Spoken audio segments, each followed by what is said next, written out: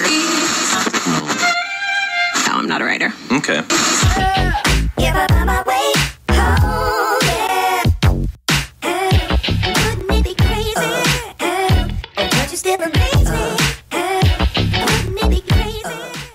And here we go. This is Mike Lodge. I am the business advisor, and I can already tell that I'm going to have a hard time speaking today.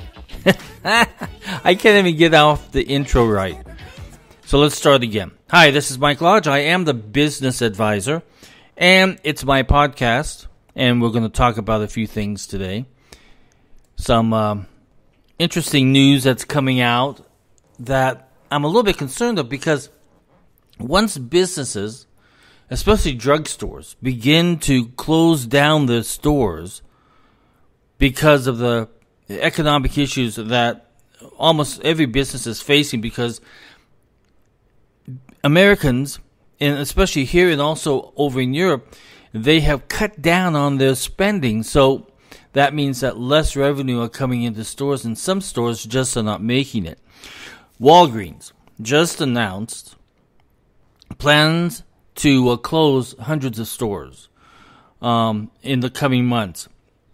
They revealed just recently that their earnings were $171 million less than they were a year ago.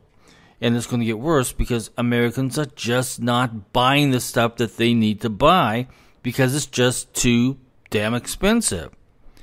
So they are going to close 150 locations in America and 300 in the United Kingdom.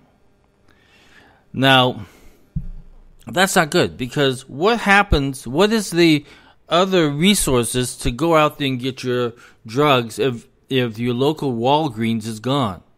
I have a Walgreens just up the street, and that's where I go to get my medication, because I think it's less than a half a mile from my house. Will it close? I don't know. But it is a store that people in this part of Greenville, South Carolina rely upon. So we're going to have to watch and see. I don't know what CVS is doing. I'll have to look and see how well they're doing. But if you're losing money, at some point in time, you got to shut down stores. You just cannot keep that overhead. Rent on a store like that is very expensive.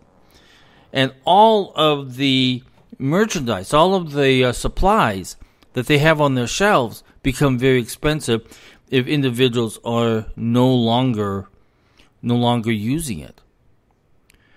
So that's a concern. What is the alternative to Walgreens, and who knows what's happening with CVS?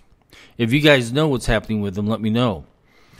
I was really intrigued. When I lived in California, I lived just a few miles from this bottling plant that bottled Sriracha. Now, if you don't know what Sriracha is, it comes in a big plastic bottle, and it houses the hottest chili that you can eat. And it's used in Thai dishes, it's used in Chinese dishes, in Vietnamese dishes. They put it in their soups. They make it as spicy as that they can possibly get. So I used to live just a few miles from that, and at that time, Sriracha was in trouble because the smell of their chili sauce were burning people's eyes who lived around it. That was a few years back when I lived there, but now there's a chili issue. I guess there's a chili shortage at the moment. People are now going on to Amazon and selling their bottles of Sriracha, getting up to $85 a bottle. Now, to me, that's absolutely amazing that anybody would buy a bottle of Sriracha that burns the inside through to the outside of your mouth and into your intestines. I've tried it one time, and I have never sweated. I had sweat pouring down. I had tears in my eyes. I couldn't take it. But there's a problem now. There was one individual who was selling Sriracha online, and he had the price on it. I think it was about $35. I think, and he sold like around 115 units. Now, 35 times 115, that's a good money for a hot sauce. So, it's an absolutely crazy. One seller, it says in this article, offering 28-ounce bottles for $32.99. He had made 115 sales as of Monday morning on eBay. I'm telling you, it's amazing to me. I mean, the sriracha is very popular, and so many different dishes use it because they like that spice. I'm not a spice kind of guy. I've never have. I'm a plain old American that never got into the love of spice. I don't like anything that burns. Burns coming in and burning coming out. I just don't like it. So if you guys are out there making some money off of sriracha, good for you. I can just imagine how people are saying, oh my God, on eBay I saw sriracha for $37. I got it for $35. I would never have thought that sriracha was that so popular that people would be willing to buy it and then suck on that bottle until they're red in the face. I don't know. You listen, we all have our own taste, right? But that's not one of mine. That's just not one of mine. I have another situation. I don't know if all of you know this or not, but almost every state out there has what is called a film tax credit. South Carolina has one, New Jersey has one, California has a huge one. And what that does is if you film items in their state, you are able to apply for this film tax credit. And I tell you, a lot of newbies, I remember when I was in Hollywood with my office there, I had individuals in the entertainment industry going into new film production and trying to get that tax credit. The only problem is that tax credit goes away fast because the big guys, the big guys in the studios, they apply for that very quickly and very early, and pretty soon it's all used up, and the smaller production companies miss out on it. It's a very good thing. Like California Governor Gavin Newsom just signed a bill on Monday that extends the state's $330 million tax incentive for films and TV production. So basically, you're getting paid through this tax credit to film in the state of California. New Jersey has one. In fact, they just signed a big one, and so California had to come out and sign one because now New Jersey is in competition. And let me tell you why they're in competition. Netflix has bought land in New Jersey, and they are going to build a studio there. I believe Lionsgate is going to do the same thing. But they're going to build a studio there to film their TV and movies in New Jersey. Now, a lot of what we're missing from the story is, why are they doing that? Why are they moving to other states? Well, because the cost of producing a movie in the state of California is so expensive. That's why you've seen so many go to California, not to California. They go to Canada. They go to South Carolina here. They go to Georgia. Georgia has a tax credit that filmmakers can apply for too. But they go to places where the cost of doing business. Now, why they're going to New Jersey, I don't know, unless they have been given a huge tax credit by the state of New Jersey just to entice the studios to be built there. If I was going to build, I would not build it there. I would go to a state where there are no corporate income taxes, like Florida or Texas or one of those states. Georgia has lower cost of living. South Carolina has lower cost of living. There's a lot of, I think there's about 3 or 4 reality shows that are filmed right here in South Carolina and also in Georgia too.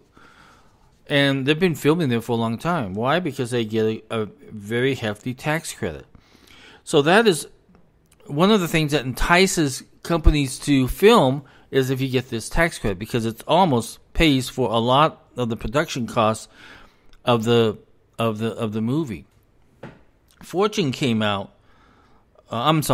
came out with an article this morning, and of course the headlines are not very good. But it's something that I've been telling you about for a long time, about businesses and corporate business, and that there's going to be more bankruptcies. So their headline today is, the corporate bankruptcy wave will get even uglier.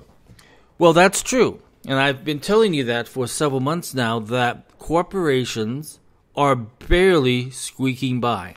We're not talking about the big corporations. No, we're talking about the mom and pop corporations. We're talking about the, that employ, 100 or more employees. These are the smaller corporations, but they are not making it at the moment because the retail section, especially if they're selling to retail, and we talked about this earlier in this podcast, is that when you have a decline in consumer spending, that affects businesses tremendously. One, at the moment, their cost of doing business is sky high. If you're in California and you're trying to run a business in Los Angeles or San Francisco or someplace like that, the costs are sky high. And any small reduction in purchasing of their products or services affects them greatly, because they still have high rent there. They still have high taxes there. Their workers' compensation is out of control. It's so expensive that most companies can't even afford it. By the way, another issue that has come up, and I think I've talked about this before, is that insurance companies who sell car insurance, some of them are saying, we don't want to do business in California any longer. The crime rate is so high, cars are getting stolen, that it's costing the insurance companies a tremendous amount of money. And so why do business in a state where you are always being attacked by crime? And that is another reason why companies have moved out of California, because of the crime rate. They cannot sit there and have people coming into the stores and stealing everything, and nothing is done. Nothing is done. The rule of law ends as soon as it leaves your store, because they're not going to go after anything that's $900 and below. That's the way the state law reads, that it becomes a crime 900 and below. So if the state and the local cities and counties are not supporting the rule of law, companies go bankrupt, companies go out of business, and they're gone. Jobs go. And they may even move their company to another state where they are wanted. So we are going to see more bankruptcies. And so I want you to, again, as I say every morning, be prepared. Make sure that you are saving your money. Make sure that you are spending less. Make sure you are following your budgets for your households. Be prepared, because there will be more bankruptcies coming. And I hate that Bloomberg had to publish something like that to warn everybody, but it's something that you need to think about. So listen, everything's not that bad. I have seen so many businesses go under, but then hopefully there's another company that comes in and takes its place. Think positive. Let's think positive, people. Okay, if you would like to have a session with me confidentially, you can book me online at www.lodge.co.com. And if you would like to send me a business question, send it to thebusinessadvisor at Zmail, as in zebra, Zmail.com. Talk with you soon, everybody. Have a great day. Bye-bye.